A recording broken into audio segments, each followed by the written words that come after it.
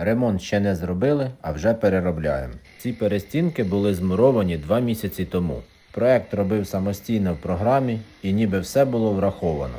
Я спокійно зробив опалення, залив стяжку та розвів електрику. Дійшло діло до штукатурки. Переміряю нішу для ліжка і розумію, що воно туди не стає. Далі куча матюків і починаю шукати, де я помилився. У проєкті чомусь ліжко 1,90 м, а потрібно 2. Тому зношу стіну, а нову буду робити з гіпсокартона. Більше про ремонт на моїй сторінці.